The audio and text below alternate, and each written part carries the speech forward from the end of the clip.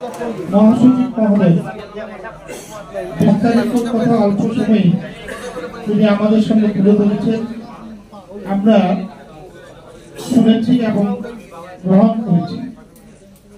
সময়ের অভাবে আমি তো বক্তব্য হয়তো আমরা শুনতে পারি নাই।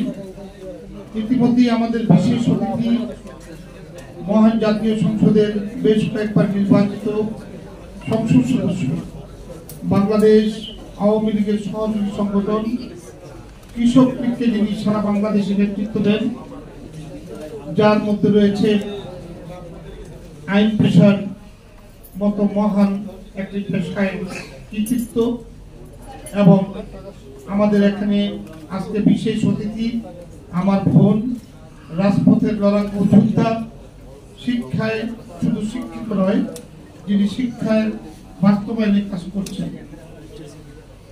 আজকে সকালে যিনি সর্বপ্রথম দিবসে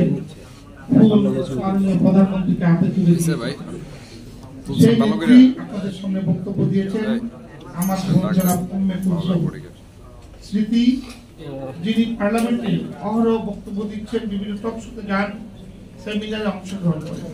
তিনি কিন্তু আপনাদের সামনে এই বক্তব্যের মূল অংশ তুলে ধরেছেন।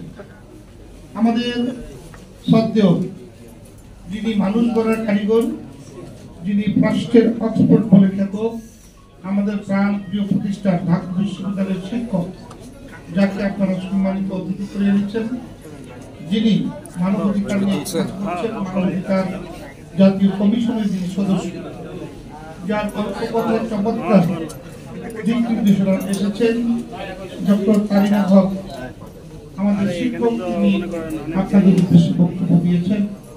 এখানে যুব সংগঠনে